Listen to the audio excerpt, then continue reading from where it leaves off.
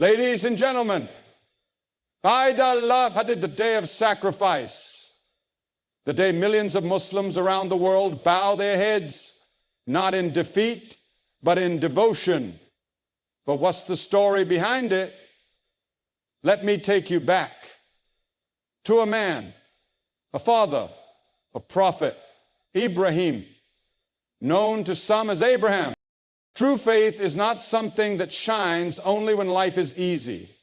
It doesn't bloom only under sunshine and comfort. True faith is forged in fire.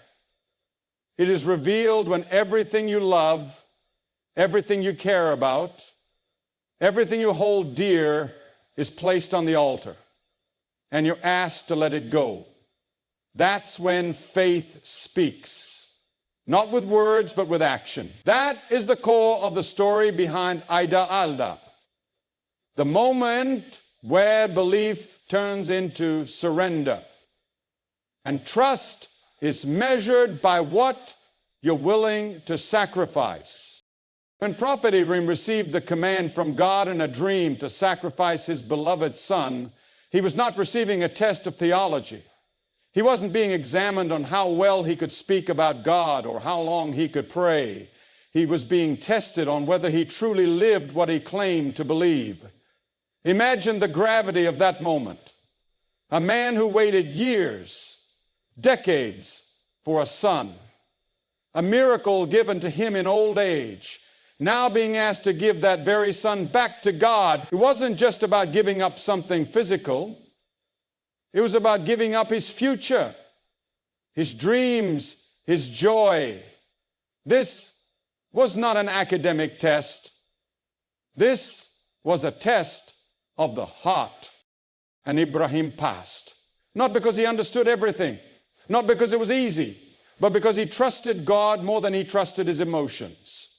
He placed God above his own logic, above his pain, above his desire.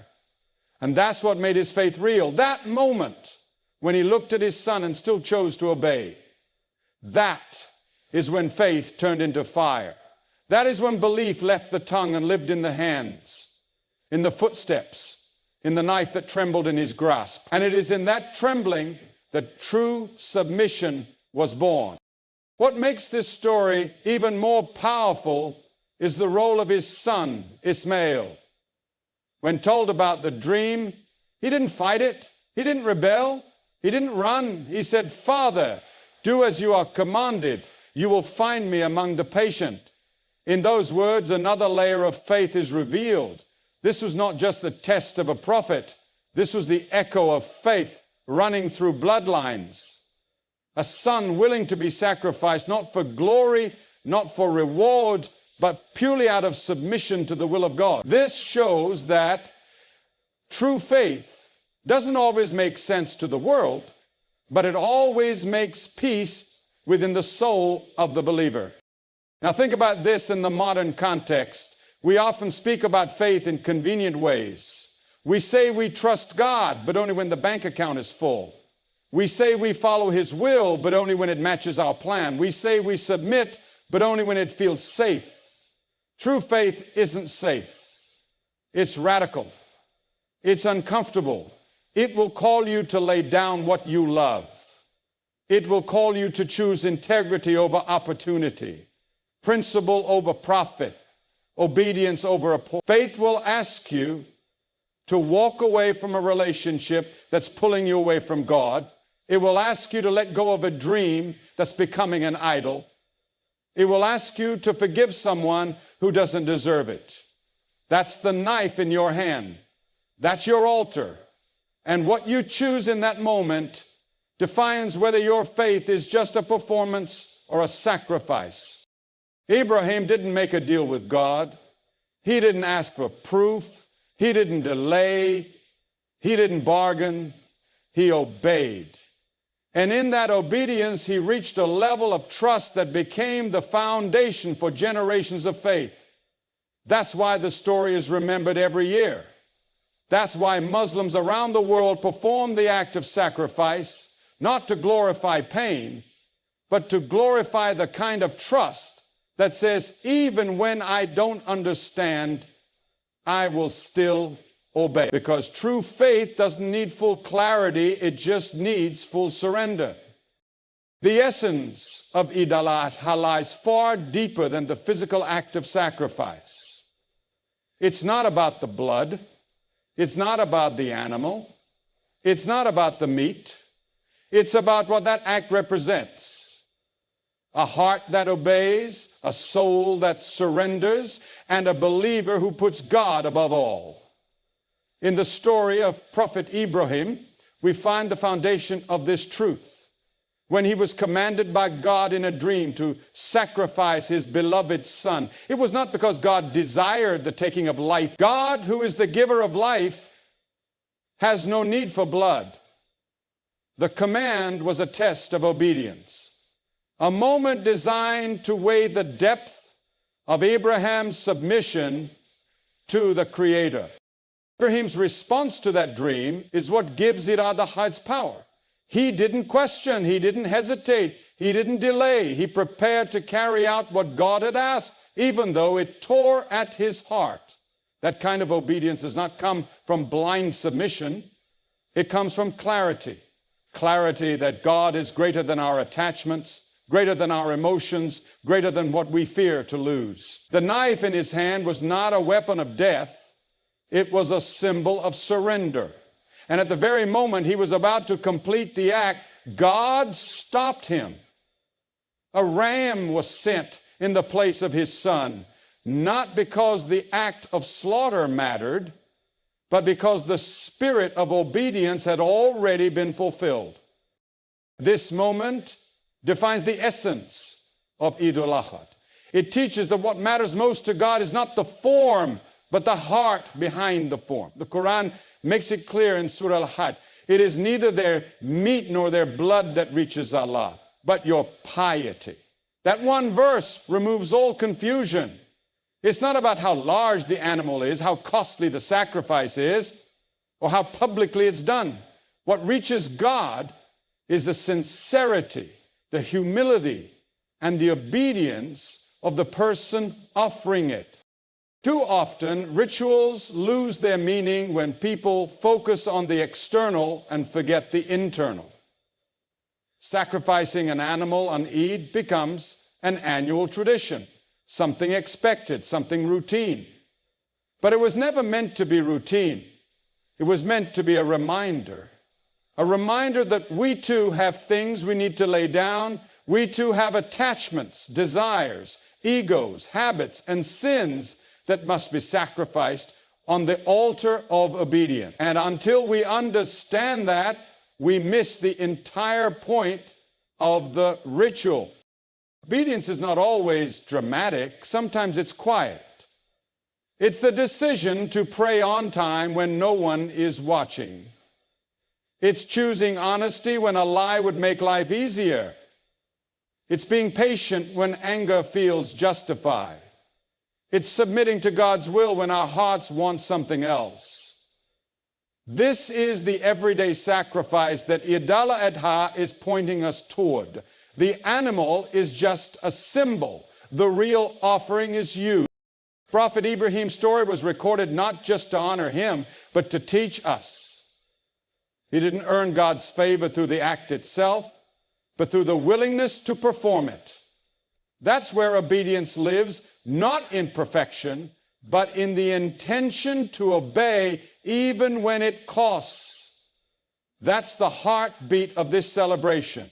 It's a declaration that nothing in this world is worth more than our relationship with the divine. And if called upon, we are ready to give it all back to him. The celebration of Eid is a joyful one, yes, but it carries weight. Behind the feasts and gatherings, behind the new clothes and festive greetings, there must be reflection.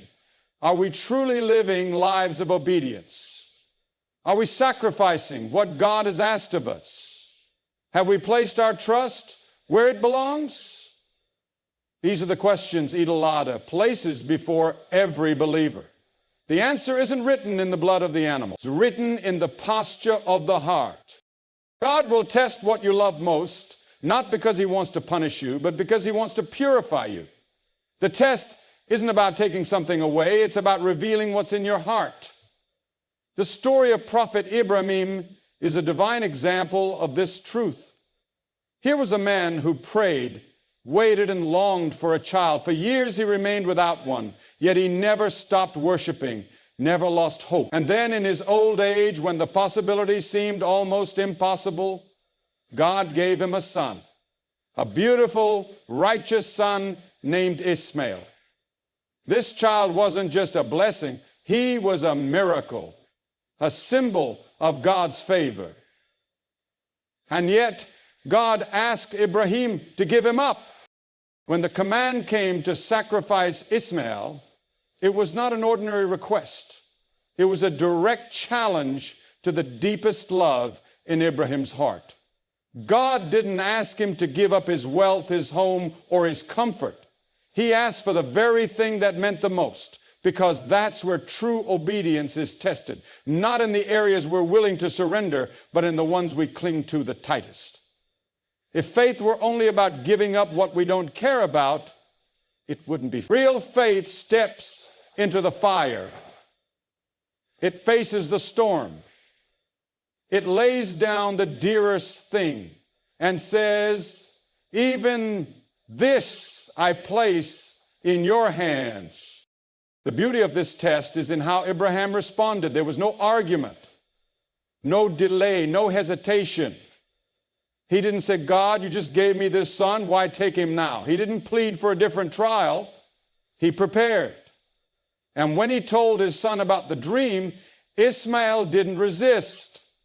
He didn't cry. He didn't flee. He submitted. The son reflected the faith of the father. That kind of submission doesn't happen overnight. It is the result of a life built on trust in God's wisdom and love. What many people miss is that God never intended for Ishmael to be sacrificed. The test was never about the outcome. It was about the willingness. God wanted to see whether his servant would hold on to the gift or return it if asked.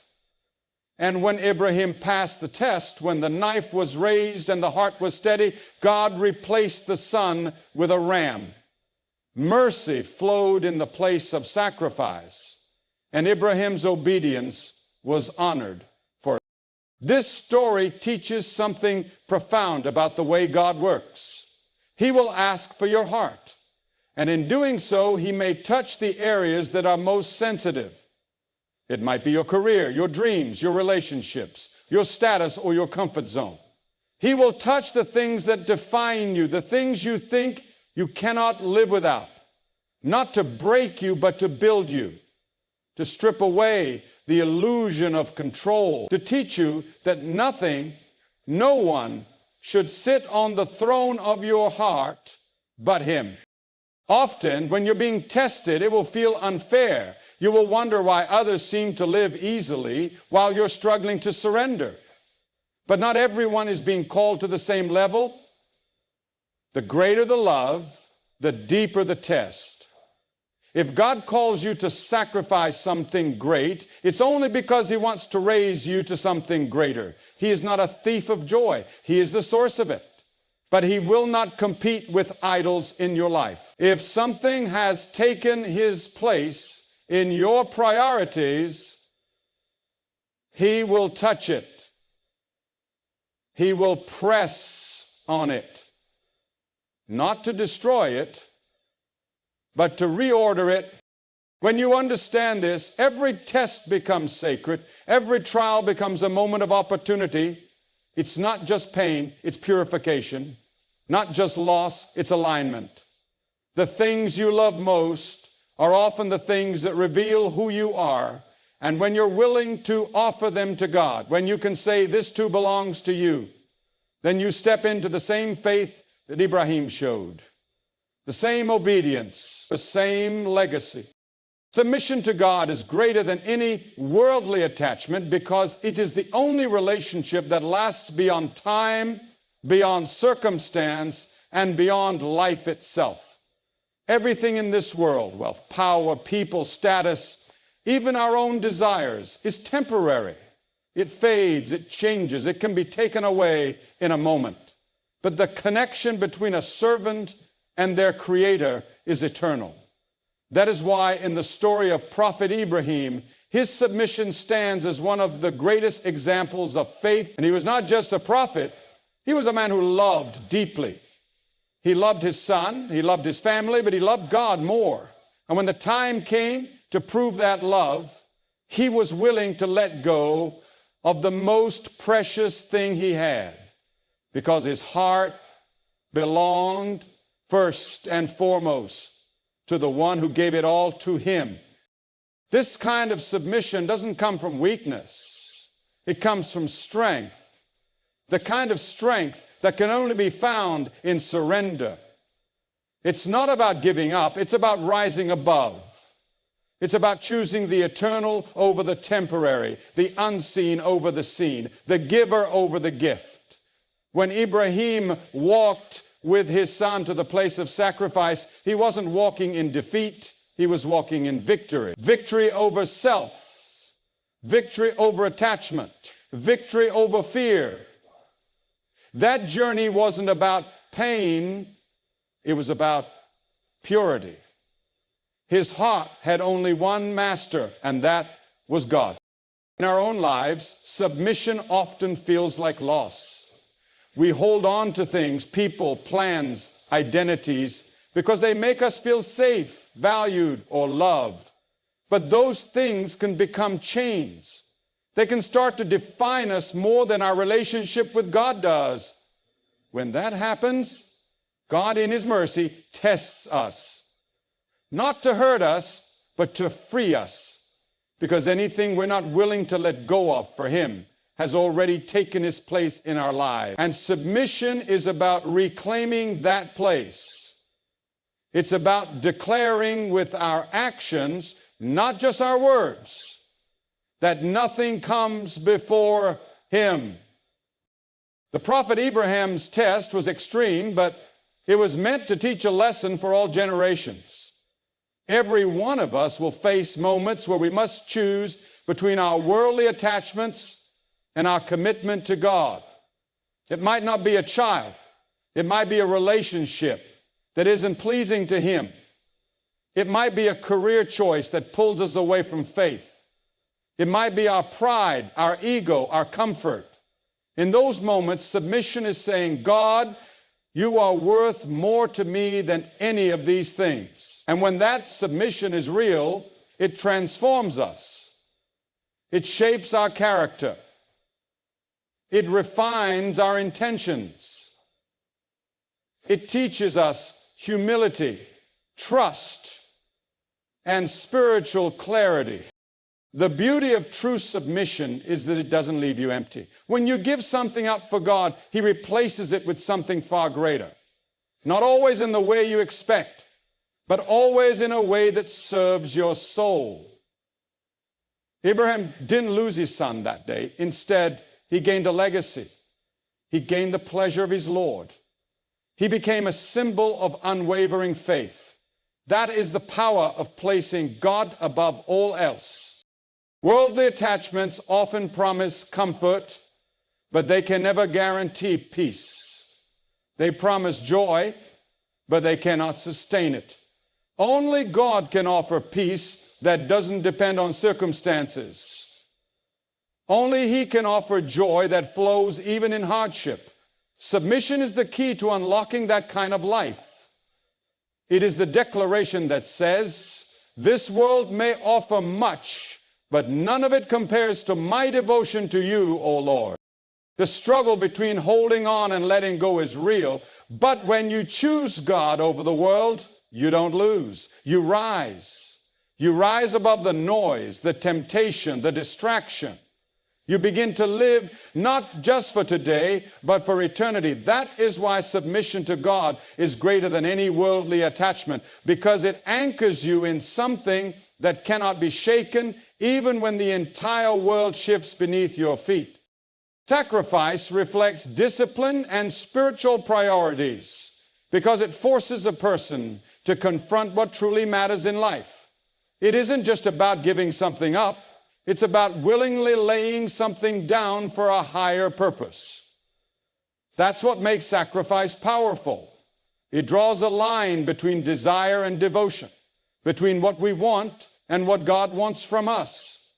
The act of sacrifice, as seen in Eid al-Adha, is a deeply symbolic and spiritual action. When Muslims around the world offer a sacrifice on this day, it is not merely a ritual of slaughter.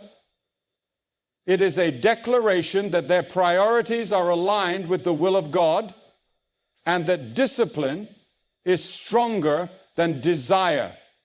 In the story of Prophet Abraham, we see a level of discipline that defies human instinct. To prepare to sacrifice his own son, his miracle, his joy, his future, was not just a test of emotion. It was a test of spiritual order. It was a moment where discipline overpowered attachment, where obedience was chosen over personal comfort. That doesn't happen by accident. That kind of response only comes from a heart that has been trained, a soul that has been conditioned to place God first, even when every part of the human self wants to hold back. It's not easy, and it was never meant to be, but discipline never is. Spiritual discipline is not about punishment or deprivation. It's about focus. It's about remembering why you were created and living in a way that reflects that purpose. When a person makes a sacrifice for God, whether it's time, money, comfort, ego, or even letting go of something they deeply love, they're expressing more than obedience. They're showing maturity. They're saying, I understand that life isn't about pleasing myself. It's about pleasing the one who gave me life. That's what discipline looks like. It's praying even when you're tired. It's giving even when you're in need. It's showing mercy when you've been wronged. It's choosing righteousness when temptation screams your name. Sacrifice during Eid al-Adha is a reflection of this spiritual priority. The animal that is offered is a symbol. What matters is not how big the animal is or how much it costs. What matters is the mindset behind it. Did the person approach this act with humility? Did they use it as a moment to reflect on what they've done for God lately? Did they evaluate their heart and ask themselves what still needs to be surrendered? These are the internal questions that transform a physical act into a spiritual one. Without discipline, faith becomes weak. It becomes reactive, not proactive. It becomes something we turn to only when life is hard, instead of something we build every single day. Sacrifice trains the soul to remain anchored in God, even when the waves of life try to pull it in every direction. It keeps your spiritual priorities in check. It reminds you that comfort is not the goal. Closeness to God is. That's why those who live with sacrifice at the center of their lives often seem more at peace, even in hardship. Their peace doesn't come from what they have. It comes from what they're willing to give up for something greater. In a world where we're constantly being told to indulge, to accumulate, to hold on tightly to every blessing, sacrifice is a radical act. It's a quiet rebellion against selfishness. It's a bold reminder that not everything you can have is something you should keep. And that's where discipline enters again. It's not just about what you can do, it's about what you choose to do for the sake of your soul. Spiritual priorities aren't measured by how loudly we speak about faith, but by how silently and consistently we act on it. Every time you make a sacrifice for God, even a small one, you're building a life that says, I live for more than myself. When discipline and spiritual priorities come together in the form of sacrifice, it transforms not just what you give, but who you are. You become someone who walks with purpose, lives with intention, and worships with sincerity, you become someone who knows that letting go of something for God always leads to receiving something far more lasting in return. God will provide when you obey. Not always in the way you expect, not always in the moment you desire, but always in the way that is best for your soul. The story of Prophet Ibrahim is a timeless reminder of this truth. He was asked to do something unimaginable, to sacrifice his beloved son, the very child he had prayed for, the one who represented answered prayers and divine mercy. And yet, when the command came, he obeyed. Not because he didn't love his son, but because he loved his Lord more. That kind of obedience demands trust. And that kind of trust opens the doors for God's provision. At the very moment Ibrahim lifted the knife, God intervened. A ram was sent from heaven, a substitute for the son. That act was more than a divine rescue. It was a revelation. It showed that when a believer submits fully, when there is no hesitation in placing everything on the altar for God, then provision follows. But the provision does not come before the obedience. The test must be walked through. The knife must be lifted. The heart must surrender. Only then does the ram appear. God waits to see the seriousness of your submission before he sends what you need. Too often, people expect provision without obedience. They want the reward without the sacrifice. But it doesn't work that way. The blessings are on the other side of the test. God does not ask for obedience because he needs it. He asks because you need it. Every act of obedience purifies you. It sharpens your faith. It detaches you from the illusion that you are the provider of your own life. When you take that step, no matter how terrifying or uncertain, you are saying to God, I trust you more than I trust myself. And God honors that kind of faith with provision that is tailor-made, perfectly timed, and divinely appointed. Sometimes the provision is not physical. Sometimes it's peace in the middle of chaos. Sometimes it's strength when you thought you had none left. Sometimes it's clarity when confusion clouds your path. But make no mistake, when you obey, God responds. He never overlooks an act of faith, no matter how small. Even when no one else sees what you gave up, what you sacrificed, what you endured to remain true to him, he sees it all and he provides. The key is to obey before you see the provision. Obedience that waits for proof is not obedience, it's negotiation. True obedience walks forward when the path is invisible. It lets go of the branch without seeing the net. That's when you find that God was there all along, that he was never asking for the sacrifice to take something away from you, but to prepare you to receive something better. Ibrahim didn't lose a son. He gained a legacy. Ishmael didn't become a victim. He became a symbol of devotion. Through their obedience, provision came, not only for them, but for generations after them. This is the pattern of God's mercy. He tests to elevate. He asks to refine. And when he sees sincere obedience, he opens doors that no one else can open, even when it seems impossible, even when the odds are against you. Obedience has the power to shift reality. Provision is not about how much you can plan or control. It's about how fully you can submit. When you move in obedience, you move under the shadow of divine care. Your needs are no longer yours to manage. They are his to fulfill. God's provision may not always look the way you imagined. You may not receive the exact thing you thought you would, but what you do receive will always be what your soul needed most. That's the difference between worldly help and divine provision. One gives you what you want, the other gives you what you were made for.